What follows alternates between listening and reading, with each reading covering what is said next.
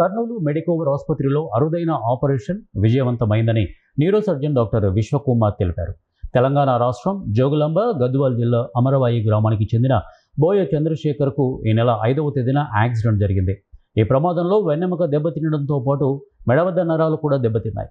Patient సొంతంగా ఊపిరి తీసుకోలేని పరిస్థితిలో ఉన్నటువంటి మనకు కనపడుతుంది. సో ఇలాంటి కేసులో పేషెంట్ కోలుకోవడం చాలా కష్టమని, అలాంటి కష్టమైన ఆపరేషన్ మెడికోవర్ ఆసుపత్రిలో చేయడంతో పాటు పేషెంట్ 10 రోజుల్లో కోలుకోవడం డాక్టర్ల కృషి ఎంతో ఉందని చెప్తున్నారు. పేషెంట్ బంధువులు ధైర్యంగా వైద్యులు చెప్పిన దాన్ని నమ్మి ఆపరేషన్ చేసేందుకు ముందుకు వచ్చినందున పేషెంట్ కోలుకున్నారని తెలిపారు. ఆపరేషన్ తర్వాత క్రిటికల్ కేర్ విభాగంలో డాక్టర్ శరత్ బృందం పేషెంట్పై ప్రత్యేక దృష్టి పెట్టి వైద్యం అందించామని తెలిపారు. అలాగే మెడికోవర్ వైద్యుల సహకారంతో తనకు మంచి వైద్యం అందడంతో ప్రాణాలతో బయటపడ్డామని పేషెంట్ చంద్రశేఖర్ వైద్యులకు ధన్యవాదాలు తెలిపారు. ఈ కార్యక్రమంలో డాక్టర్ విశ్వకుమార్ కృషి కూడా ఎంతో అభినందనీయమని కూడా డాక్టర్లు కొనియాడుతున్నారు. అలాగే పేషెంట్ తరపు బంధువులు కూడా డాక్టర్ విశ్వకుమార్ గురించి చాలా ఇటువంటి శస్త్రచికిత్స విజయవంతం అవడానికి మెయిన్గా డాక్టర్ విశ్వకుమార్ కృషి ఎంతో ఉంది దీని వెనుక అని చెప్పేసి కూడా వారి బంధువులు మాట్లాడుతున్నటువంటి అంశం మనకు కనపడుతోంది. డాక్టర్ శరత్, మెడికోవర్ హాస్పిటల్, అలాగే హెడ్ మహేశ్వర్ రెడ్డి కూడా ఈ కార్యక్రమంలో పాల్గొన్నారు. ప్రెస్ మీట్ దేనికోసం చేస్తున్నామంటే one of the rarest thing in medical ఇట్లా ఒక మిరాకల్ అట్టగా జరిగింది అన్నట్టు. సో ఈ పిల్లోడు ఏమంటే 10 days ముందే అప్పుడు యాక్సిడెంట్ అయింది. యాక్సిడెంట్ అయినప్పుడు ఏమైందంటే మెడ దగ్గర స్పైన్ అంటారు కదా, మెడ దాని బోన్ ఇరిగిపోయి స్పైనల్ కార్డ్ అనేది దెబ్బ తగిలింది. సో స్పైనల్ కార్డ్ ఇంజురీస్కి ఎంత డ్యామేజ్ అయినప్పుడు ఏమవుతుందంటే చేతుల కాలు పడిపోతుంది. అండ్ మెడ దగ్గర ఇంజురీ అయితే ఏమవుతుంది, ఊపిరి పీల్చుకోవడం కూడా ఆగిపోతుంది. సో పేషెంట్కి ఈవినింగ్ యాక్సిడెంట్ అయింది. దాన్ని బట్టి ఇమీడియట్గా హాస్పిటల్కి వచ్చారు. సో వచ్చిన తర్వాత మనం ఇమీడియట్గా స్కానింగ్ చేసి ఇవాల్యుయేట్ చేసి ఆపరేషన్కి తీసుకున్నాం in the mid night. So operation ఏం చేస్తామంటే ఈ స్పైన్ బోన్ అనేది ఇట్లా కదిలి ముందుకు పోయింది. సో అట్లా అయినప్పుడు దాని లోపల ఉన్న కార్డ్కి డ్యామేజ్ అయి ఉంటుంది. సో కార్డ్ డ్యామేజ్ మనకేం చేయలేము, కానీ అట్లీస్ట్ ఆ బోన్ని మనం ఎంత ఫాస్ట్గా తీసుకొచ్చేసి నార్మల్ పొజిషన్కి పెడతామో ఈ స్పైనల్ కార్డ్ రికవరీ అనేది అంత ఫాస్ట్గా అవుతుంది. సో మనం ఆపరేషన్ మిడ్ నైట్లో చేసేసినాము. దాని తర్వాత పేషెంట్ వెంటిలేటర్లో పెట్టాము. వెంటిలేటర్లో ఎందుకు పెడతామంటే పేషెంట్ ఊపిరి కూడా ఆగిపోయి ఉంటుంది ఆ టైంలో. సో దాని తర్వాత మనం మెడిసిన్స్ ఇస్తాము, స్టిరాయిడ్స్ ఇస్తాము.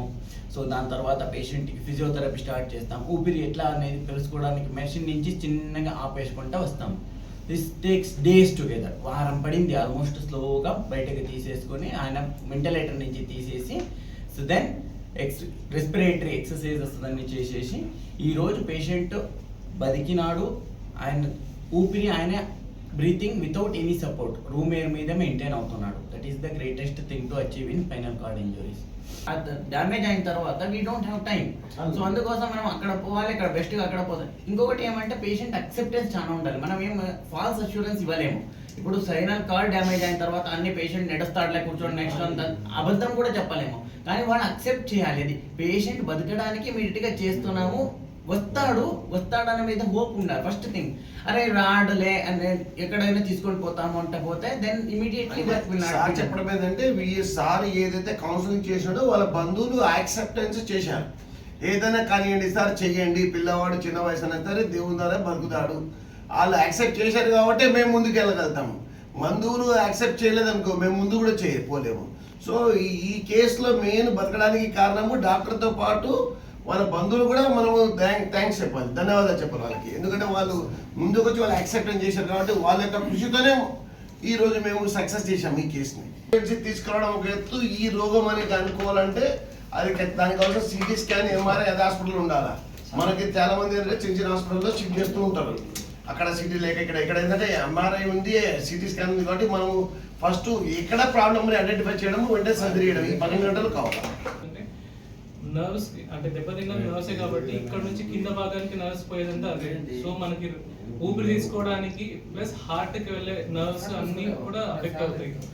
సో ఈయనకి ఇనీషియల్ డేస్లో బీపీ ఉన్నటువంటి తక్కువ అవ్వడం, ఎక్కువ అవ్వడము, హార్ట్ రేట్ బాగా తగ్గిపోవడము.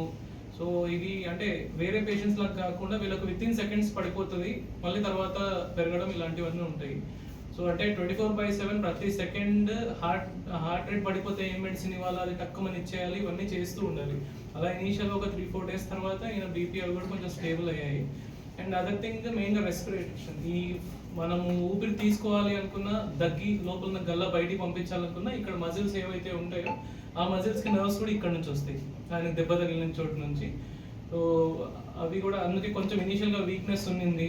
సో అందుకని physiotherapy, high protein diet, protein supplements ఇవన్నీ ఇస్తూ మజిల్ అవన్నీ ఆయనకు ఆ బ్రీతింగ్ ఎఫర్ట్స్ పెంచడము, దగ్గడం కూడా అది వెరీ ఇంపార్టెంట్. లోపల ఎట్లే ఉండిపోయిన గల్ల అంటే అక్కడ బ్యాక్టీరియా గ్రోత్ వచ్చేసి నిమోనియాస్ వస్తాయి. సో అవన్నీ రెగ్యులర్గా చేసి ఫైనలీ ఈజ్ గుడ్. మధ్యలో ఆక్సిజన్ లెవెల్కి వెళ్ళాడు. వీళ్ళలో ఏంటంటే కొంచెము సివియారిటీ పెరిగింది అంటే ట్రికాస్టమీ చేసేయాలి, ఇక్కడ నుంచి హోల్ పెట్టేసి అలా పెట్టేసేయాలన్నమాట వాళ్ళకి. సో మా ప్రైమరీ ఇంటెన్షన్ ఏంటి అంటే హార్ట్ బీట్ సడన్గా అయిపోయి కార్డియాక్ అరెస్ట్ అది అయ్యి చనిపోకూడదు పేషెంట్. సో అది మేము సక్సీడ్ అయ్యాము. ఇంకొకటి నెక్స్ట్ లెవెల్ ఏంటి అంటే ఆయన ట్రికాస్టమీకి వెళ్ళకూడదు. సో దానికి మెయిన్ ఏంటి అంటే ఆయన బ్రీతింగ్ ప్యాటర్న్ మారాలి, బాగా తీసుకోవాలి, దగ్గాలి బాగా.